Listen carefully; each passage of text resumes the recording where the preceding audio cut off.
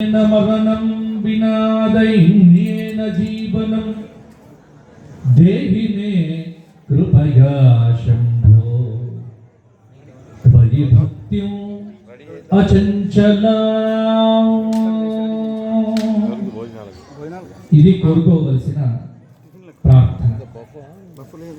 ఇక ఈశ్వరుని ఇంకా డబ్బివ్వు, ఇంకా ఏదో ఇవ్వు అని అడగాల్సిన స్థితిలో ఇక్కడ కూర్చున్న ఎవరూ లేరు. ఇప్పుడు కావాల్సిందల్లా ఒక్కటే ఏంటంటే అనాయాసేన మరణం బినా దైన్యేన జీవనం దేహిమే కృపయా శంభో త్వయి భక్త్యం అచంచలా. ఇది భారతీ తీర్థ స్వాముల వారు ఉపదేశం చేసిన మహా అద్భుతమైన శ్లోకం. ఈశ్వరుణ్ణి అడిగితే అడిగింది మాత్రమే ఇస్తాడు, అడగకపోతే అన్నీ ఇస్తాడు. ఒకటి గుర్తుపెట్టుకోండి, ఎందుకంటే అన్నీ చూసుకునే బాధ్యత ఆయనే. కావున వేములవాడకు ఒక ప్రత్యేకమైనటువంటి స్థానం ఉంది. దక్షిణ భారతదేశంలోనే వేములవాడది చరిత్రలో, సంప్రదాయంలో, అన్నింటిలో కూడా ఒక ప్రత్యేకమైన విలక్షణ స్థానం వేములవాడ. అటువంటి వేములవాడ సంప్రదాయంలో లింగార్చనకు ఎనలేని ప్రాధాన్యం ఉంది. అందులో ఈరోజు చేస్తున్న కార్యక్రమానికి మా కీర్తిశేషులు శివరాం గారికి సంబంధం ఉంది. ఎందుకంటే వారి యొక్క ఆ ఆత్మ ఎప్పుడు వేములవాడ రాజరాజేశ్వర అనే స్మరణలోనే ఎప్పుడూ కూడా స్మరిస్తూ ఉంటుంది. కాబట్టి ఈరోజు ఒక విశేషం ఏంటంటే ఈ భాగవత ప్రవచనం హరిహరాత్మకంగా సాగుతోంది. భాగవత కథ చెప్పేటువంటి వారు వాగ్దేవి వరపుత్రులు శివతత్వ సుధానిధి అని ఆయనకు బిరుదు కూడా ఉంది. శివ వైభవాన్ని ఆవిష్కరించాలి అంటే సామవేదం వారి తరువాతే ఈ భారతదేశంలో ఎవరైనా ఆవిష్కరించారు. అంత గొప్పగా వారి తండ్రి సామవేదం రామమూర్తి గారు మహాభక్తులు, అంటే ఒక పరంపర.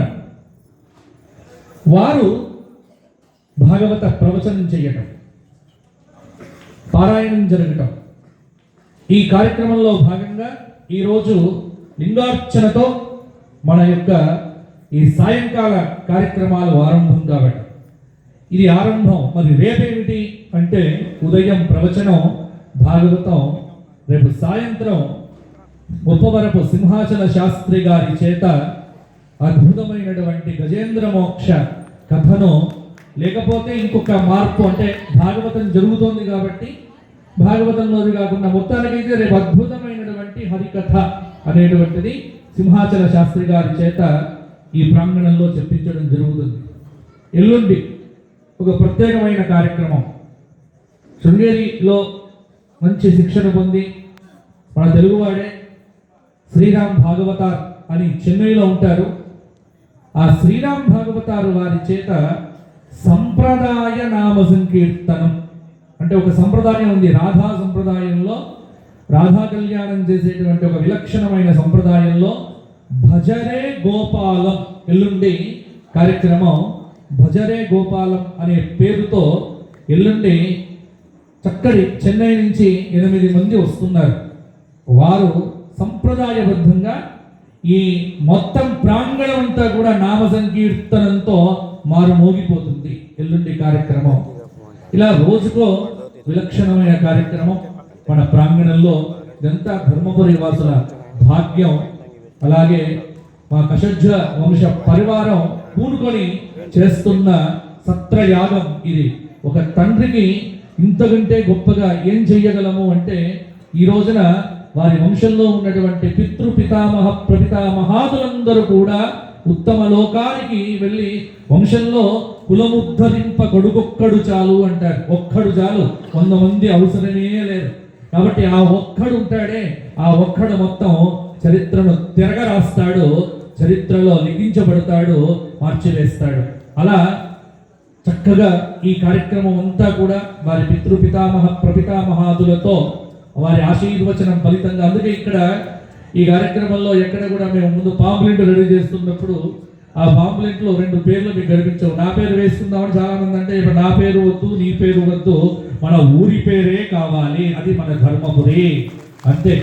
ఇక వేరే ఎందుకు ఇంకా. కాబట్టి ధర్మపురి కోసం, ధర్మపురి ఖ్యాతి ఈ రోజున అంతర్జాతీయంగా మనకు చెందింది అంటే దానికి మా మిత్రుడు కూడా శేఖర్ కూడా ప్రధానమైనటువంటి కారణం. కాబట్టి చక్కగా ఈ కార్యక్రమాలన్నీ మీరు సహృదయతో వచ్చి, ఎందుకంటే సామవేదం వారు కూడా చాలా ఆనందపడుతున్నారు, కాస్త క్రమశిక్షణ అనేటువంటిది ఇక్కడ ఉంది అని. కానీ ఇంకా క్రమశిక్షణ కావాలి అని నేను కూడా అంటాను. ఎందుకంటే ఉదయం భోజనం చేసేటప్పుడు నేను స్పష్టంగా చెప్పాను, ఏమిటి అంటే చొక్కా ఉన్నటువంటి వ్యక్తులు ఎవ్వరు కూడా ఖచ్చితంగా బ్రాహ్మణ భోజనం చేయడం అంటే అక్కడ సంప్రదాయం.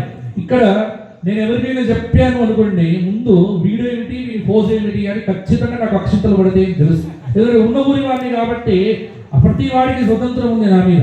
ప్రతి వాడు తిట్టవచ్చు, కొట్టవచ్చు, ఇంకేదైనా అనవచ్చు, అందరికీ శిరస్సు నుంచి నేను తల దించుకునే ఉంటాను. కానీ ఇది మన కార్యక్రమం, మనం అందరినీ ఆహ్వానించుకున్నాం, ఇది ధర్మపురి కార్యక్రమం. కాబట్టి ఖచ్చితంగా అంటే ఒక సంప్రదాయం అని చెప్తున్నప్పుడు భోజనం కూడా అంతే. భోజనం దగ్గర చొక్కా వేసుకున్నటువంటి వ్యక్తులు, పైంట్ వేసుకున్నటువంటి వ్యక్తులు ఎవరైనా సరే ఒక సిస్టంకి వెళ్ళాలి. చొక్కా లేకుండా టేబుల్ మీద భోజనాలు పెట్టడానికి ఏర్పాటు జరిగింది, కింద కూర్చునే వారి కింద. అంటే మనం పెట్టుకున్న నియమాన్ని మనం ఉల్లంఘన చేయకూడదు అనేటువంటిది తప్ప దీనిలో అతిశయోక్తి కానీ ఇంకోటి కానీ ఎవరిది చూపించాలని కానీ ఆధిపత్య ధోరణి అనేటువంటిది కాదు. అందుకే సవినయ పురస్సరంగా 2 చేతులెత్తి ప్రార్థన చేస్తూ ధర్మపురి వాసులందరికీ కూడా ఇది మనందరి కార్యక్రమంగా విజయవంతంగా చేసుకుందాము. కాబట్టి రేపు నుంచి ఇంకా చక్కటి కార్యక్రమాలు సాగుతాయి. అద్భుతంగా భాగవత ప్రవచనం ఇది లైవ్ అవుతోంది స్వధర్మ ఛానల్ ద్వారా. కాబట్టి మొత్తం చాలా మంది ఈ రోజు నాకు న్యూజెర్సీ నుంచి, న్యూయార్క్ నుంచి, ఆస్ట్రేలియా నుంచి, తర్వాత సౌత్ ఆఫ్రికా నుంచి చాలా మంది కాల్ చేశారు, మీకు మీ ధర్మపురిలో అద్భుతమైన కార్యక్రమం జరుగుతోంది, మేము లైవ్ లో చూస్తున్నామని. ఇంతకంటే మనకు కావాల్సింది ఏమిటి? కాబట్టి ఇప్పుడు ఈ లింగార్చన కూడా లైవ్ గా వెళ్తోంది, ఇది కూడా చూస్తూనే ఉన్నారు అందరు కూడా. కాబట్టి అందరం కూడా ఈ 7 రోజుల దీర్ఘకాలిక సత్రయాగాన్ని ఆనందంగా జరుపుకొని అందరం కూడా మనం ధర్మపురి లక్ష్మీ నరసింహస్వామి వారి అనుగ్రహానికి పాత్రులం కావాలి అని మరి ఈ రోజున వేములవాడ నుంచి మనకు ప్రత్యేకంగా వచ్చి మహాలింగార్చన చేసి మనకు వేములవాడ రాజరాజేశ్వరుడి యొక్క పరమ అనుగ్రహాన్ని అందించినటువంటి మా వేములవాడ అర్చక బృందంకు ఒక్కసారి మీ అందరు గట్టిగా కరతాళ ధ్వనులతో వారికి, ఎందుకంటే వారికి చేస్తే రాజరాజేశ్వరుడికి చేసినట్టే లెక్క. కావున చూసారు కదా వేములవాడ నిశీ పూజ. మాకు వేములవాడ నిశీ పూజ కంటే ఆ రాత్రి పెట్టే సీదా ప్రసాదం మీద